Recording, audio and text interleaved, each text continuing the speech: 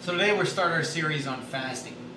If you saw my previous video, I'm in a 40-day no food fast. And I do that for spiritual and faith reasons, but also for health reasons. It's by far the greatest way to cleanse basically all of your poisons and toxins that live in our body.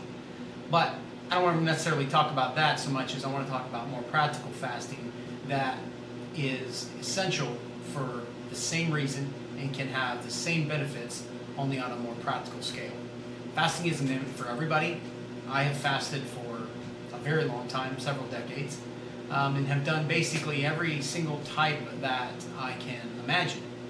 And so it's not practical for everybody to fast even an entire day with just water. But it is practical for almost everyone to skip a meal and to maybe skip 2 meals or go with a period of time called intermittent fasting. And that's primarily what we're going to talk about today. So the first thing about fasting is, and I'll explain this in each one of them, but you have a sugar burner state and a fat burner state. And when you're in a fat burner state, your body is losing fat and expelling toxins and poisons or bad cells. When you're in a sugar burner state, which is just the easiest way of saying it, you're basically just giving yourself energy to burn, and it burns it until it's out, and then you want more. So imagine having a soda or having a donut, and you have a ton of energy right away, and then you have no energy after that. So you do what? You go out and you find more of the same thing or some sort of high sugar content to keep that energy level going. Because there's a switch that your body must make, and in the short term, it just says, I want more sugar. Before it switches, it begins to burn energy, fat, in order to have what it needs. So one of the ways that you can do this fat burner versus sugar burner state is you want to be in the fat burner state. But as long as you're giving your body a lot of glucose, glycogen, and sugar, which is carbs, and especially in sodas and candies and all of the breads that we eat and things of that nature, those are basically just keeping you high all the time, like a drug. So you need to stop those things for a period of time. And what we find most of the time is that between 12 hours and 16 hours, you can enter into a fat burning state. Okay? And that fat burning state is when you're actually reducing the load that your body has stored and made it available for energy. Inside your fat is stored toxins and poisons. And those toxins and poisons are just stored in there. And sometimes when people fast and they switch into the fat burner state, they actually don't feel very well at first. And that's because they're basically burning those toxins and poisons and what we call forever chemicals back into their bloodstream. And then they're feeling those effects. But once you begin a fasting lifestyle, you actually find yourself starting to feel better and better, and you can fast for longer and longer, and you can find yourself healthier and healthier. Our bodies weren't meant to go out and eat 3, 4, 5, 6 times a day. If you think about how we were made and how we originally, within just the last few hundred years actually, how we lived, we ate in intervals. If you were out hunter-killing, you had to hunt and kill your food, you didn't eat for a long period of time. So it means that our body was capable of doing so, and it was capable of burning its fat reserves and its stores. However, in our current culture, we have food readily available, so we just eat and eat and eat. Anything that our body can't process, it then just stores, including any chemicals or toxins. And I believe that fasting is the best way, not necessarily just to lose weight, which people do, but it's actually a good way to reduce that toxin load that our body has stored for later without knowing that it was a poison.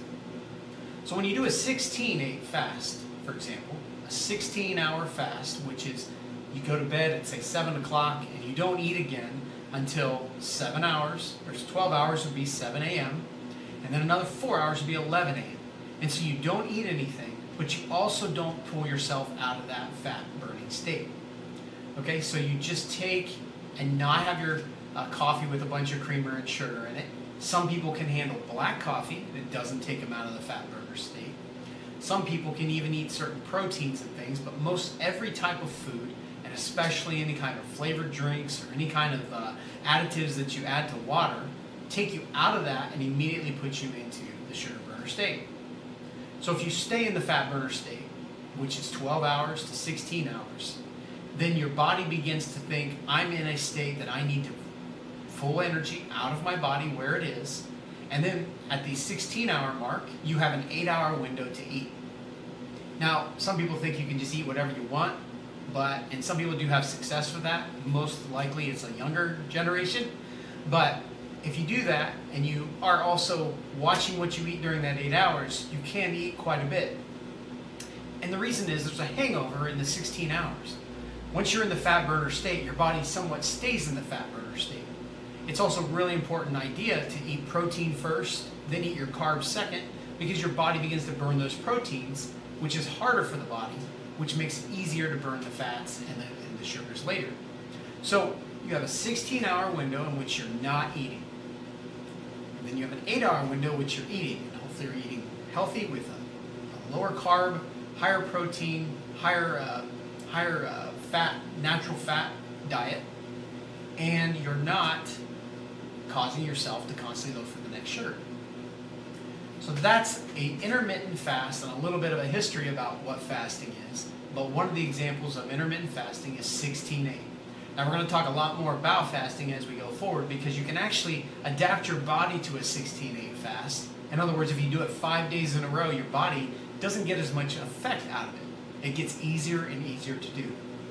It's the same as if you go out and you were to run 200 or 300 yards down the road. The first day may hurt, the second day may hurt, the third day may hurt a little less, and eventually after 10 days, it doesn't hurt that much. That's because your body adapts, and it does the same to fat burning. It's going to burn less fat because it becomes more adapted to the 16-8 fast.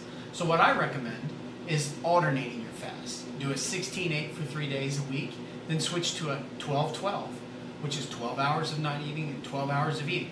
Or switch to a more aggressive 24-hour fast, which is all water and no food and no sugars, which is very difficult to do the first several times you do it.